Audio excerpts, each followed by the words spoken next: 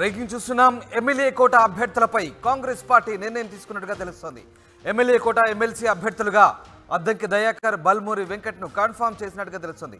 అనూహ్యంగా బల్మూరి వెంకట్ పేరు తెరపైకి వచ్చింది. ఇటీవల తుంగతుర్తి సీటును అద్దంకి దయాకర్ త్యాగం చేశారు. అసెంబ్లీ ఎన్నికల్లో బల్మూరికి కాంగ్రెస్ పార్టీ టికెట్ కేటాయించలేదు. భవిష్యత్తులో ప్రాధాన్యత ఇస్తామని ఇద్దరికీ హామీ ఇచ్చారు. అయితే ఈ నేపథ్యంలో ఎమ్మెల్సీ అభ్యర్థులుగా ఖరారు చేసినట్టుగా తెలుస్తుంది. 2 ఎమ్మెల్సీ స్థానాలకు వేరువేరుగా ఎన్నికలు జరిగే అవకాశం ఉంది. 2 ఎమ్మెల్సీ స్థానాలు కాంగ్రెస్ ఖాతాలోకి వచ్చే అవకాశాలు కనిపిస్తున్నాయి. ఇద్దరికీ ఫోన్ చేసి సమాచారం ఇచ్చినట్టు తెలుస్తుంది హైకమాండ్. ఇక ఈ నెల 18 వరకు నామినేషన్ల స్వీకరణ గడువు ఉండబోతుంది. ఈ నేపథ్యంలో ఇద్దరికీ తాజాగా ఫోన్ ద్వారా అభ్యర్థులుగా ఖరారు చేసినట్టుగా సమాచారం ఇచ్చినట్టుగా తెలుస్తుంది. మొత్తం మీద అద్దంకి దయాకర్ అలాగే బల్మూరి వెంకట్ను Congress party MLA quota MLC అభ్యర్థులుగా ఖరారు చేసినట్లుగా సమాచారం అందుతోంది.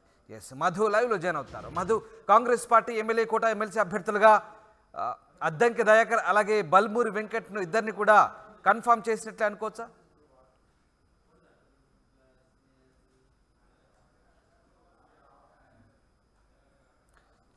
ఎస్ మధు, మీ ఆడియో మ్యూట్లో ఉంది. ఎస్ కొద్దిసేపటి క్రితమే బల్మూరు వెంకట్ తో మాట్లాడే ప్రయత్నం చేశాను.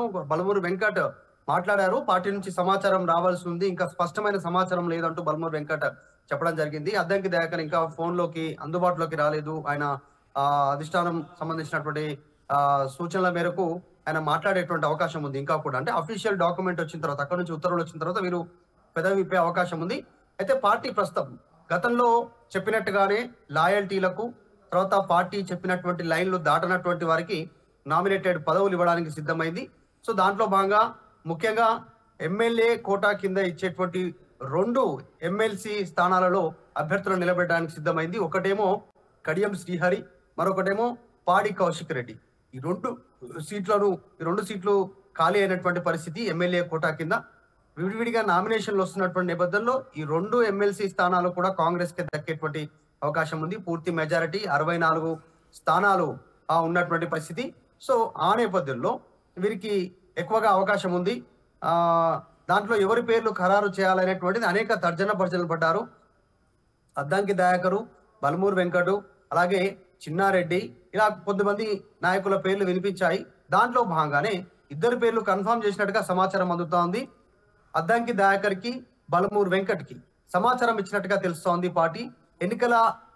ఎమ్మెల్సీ ఎన్నికలకు నామినేషన్ గురువారం సంబంధించి చివరి తేదీ ఉంది. ఈ రోజు మంగళవారము, బుధ, గురు, రేపు ఎల్లుండికే చివరి తేదీ ఉండడంతో ఈ అంశానికి సంబంధించి అధిష్టానం కొంచెం త్వరగానే చర్యలు తీసుకోవడానికి సిద్ధమైనట్టుగా తెలుస్తోంది. పలు దఫాల్లో ఢిల్లీ వెళ్ళినటువంటి రాష్ట్ర ముఖ్యమంత్రి రేవంత్ రెడ్డి అనేక చర్చల తర్వాత కొన్ని పేర్లు ఢిల్లీకి పంపినట్టుగా, ఢిల్లీ నుంచి 2 పేర్లు ఫైనల్ చేసినట్టుగా తెలుస్తా ఉంది.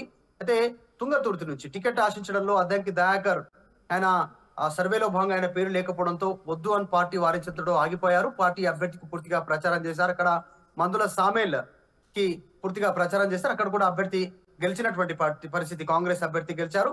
సో అఫీషియల్ స్పోక్స్ పర్సన్ గా ఉన్నారు అద్దంకి దయాకర్. చాలా రోజుల నుంచి రేవంత్ రెడ్డికి అసోసియేట్ అయి ఉన్నారు. అక్కడ నల్గొండ జిల్లాలో నుంచి టికెట్ ఆశించి రాకపోవడంతో ఆయనను లాయల్టీ కింద ఆయనను తీసుకున్నట్టుగా తెలుస్తా ఉంది. సామాజిక కారణాల రీత్యా కూడా, ఎందుకంటే ఉమ్మడి నల్గొండ జిల్లాలో ఇచ్చినటువంటి 2 మంత్రి పదవులు కూడా రెడ్డి సామాజిక వర్గం, ఒకటి ఉత్తమ్ కుమార్ రెడ్డి, ఒకటి కోమరెడ్డి వెంకరెడ్డికి ఇచ్చినటువంటి పరిస్థితి. సో అక్కడ నుంచి దళిత మాల సామాజిక వర్గం నుంచి అద్దంకి దయాకర్కి అవకాశం ఇచ్చినట్టుగా ప్రస్తుతం తెలుస్తా ఉంది. మరొకటి హుజురాబాద్ నుంచి 2021 హుజురాబాద్ లో జరిగినటువంటి బై ఎలక్షన్ లో కాంగ్రెస్ అభ్యర్థిగా బల్మూరు వెంకట్, ఎన్ఎస్యుఏ ప్రెసిడెంట్ తను ఇప్పుడు పోటీ చేశారు. అక్కడ తక్కువ మెజారిటీ, అంటే చాలా తక్కువ ఓట్లు వచ్చినటువంటి పరిస్థితి, కేవలం 3000 ఓట్లు వచ్చినటువంటి పరిస్థితి. అయినప్పటికీ కూడా అదే నియోజకవర్గం నుంచి ఆయన పోటీ చేస్తాను, అక్కడే ఉంటానని నియోజకవర్గంలో తిరిగే ప్రయత్నం చేశారు. కానీ ఈసారి ఇచ్చినటువంటి టికెట్ అక్కడ ఆయనకు ప్రణవ్కి ఇచ్చడంతో ఈసారి ఆయన పోటీ చేయలేకపోయారు. అక్కడ సీటు కేటాయించలేనటువంటి పరిస్థితి. ఆ నేపథ్యంలో 2-3 పేర్లు వినిపించాయి. హైదరాబాద్ లో నుంచి ఏమైనా పోటీ చేసే అవకాశం ఉందా, లేకుంటే జిల్లాలో ఇంకెక్కడైనా అడ్జస్ట్మెంట్ చేయొచ్చా అనేటువంటిది. కానీ దక్కలేదు.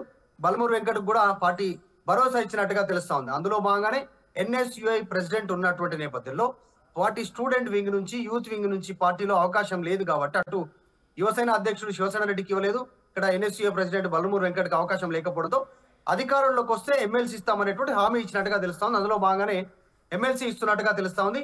ఇంకా ఏఐసిసి విడుదల చేసేటువంటి నోటు రావాల్సి ఉంది, అటు నుంచి వచ్చేటువంటి పత్రికా ప్రకటన చేయాల్సినటువంటి ప్రస్తుతానికి మాత్రం ఫోన్ చేసి బల్మూర్ వెంకట్, అద్దంకి దయాకర్ కి పార్టీ అధిష్టానం సమాచారం ఇచ్చినట్టుగా తెలుస్తా ఉంది.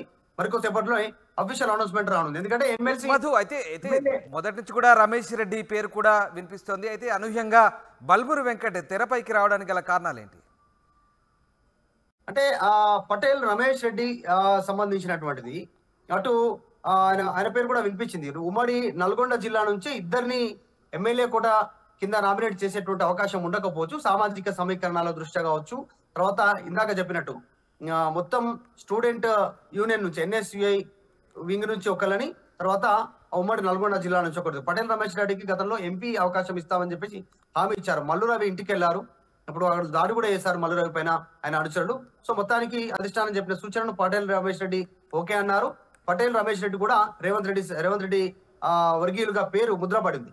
టికెట్ రాకపోవడంతో కాస్త ఆగ్రహించారు ఆ టైంలో, కానీ ఆయన కూడా పార్టీ లాయలిస్ట్ గానే పనిచేశారు. మొన్న ఆయనకు నల్గొండ ఎంపీగా అవకాశం ఇచ్చేటువంటి అవకాశం, దానిపైనే తర్జన భర్జన పడతా ఉన్నారు. దాదాపు పటేల్ రమేష్ రెడ్డి నల్గొండ ఎంపీగా పోటీ చేయడం ఖాయమైనట్టుగా తెలుస్తా ఉంది. తర్వాత అందులో భాగంగానే అటు అద్దంకి, ఇటు ఈ జిల్లా నుంచి ఉమ్మడి కరీంనగర్, తర్వాత ఈ ప్రాంతం నుంచి తీసుకుంటే బల్మూర్ వెంకట్ కి అవకాశం బల్మూర్ వెంకట్ వెలమ సామాజిక వర్గం, అటు దళిత సామాజిక వర్గానికి చెందిన అద్దంకి అవకాశం ఇచ్చారు. సో చూద్దాం, కొద్దిసేపట్లోనే క్లారిటీ వచ్చే అవకాశం ఉంది. అయితే బల్మూర్ వెంకట్ తో నేను మాట్లాడాను. మాట్లాడిన సందర్భంలో వెంకట్ ఒక మాట అన్నారు, ఇంకా అఫీషియల్ అనౌన్స్మెంట్ రావాల్సి ఉంది, మాకు ఇంకేం సమాచారం లేదు అనేటువంటి చెప్పారు. సాధారణంగా కాంగ్రెస్ పార్టీలో ఫైనల్ అంటే అధిష్టానం చెప్పేంత వరకు, అక్కడ నుంచి పత్రికా ప్రకటన విడుదల చేసేంత వరకు, ఏఐసిసి నుంచి స్పష్టమైనటువంటి లేఖ విడుదల చేసేంత వరకు పేర్లు ఎవరు ఉంటాయనేటువంటి కన్ఫర్మేషన్ లేదు. కానీ దీంట్లో మహేష్ గౌడ్ వర్కింగ్ ప్రెసిడెంట్ గా ఉన్నారు టిపిసిసి, ఆయన పేరు కూడా వినపడింది. కానీ ప్రస్తుతం వీళ్ళిద్దరికి ఫోన్లు వచ్చినట్టుగా కూడా సమాచారం ఉంది. Right, thanks for the update Madhu. ఇది మొత్తం మీద ఎమ్మెల్యే కోట అభ్యర్థులపై కాంగ్రెస్ పార్టీ నిర్ణయం తీసుకున్నట్టుగా తెలుస్తుంది. ఎమ్మెల్యే కోట ఎమ్మెల్సీ అభ్యర్థులుగా అద్దంకి దయాకర్, బల్మూరి వెంకట్లను ఎంపిక చేసినట్టుగా తెలుస్తోంది.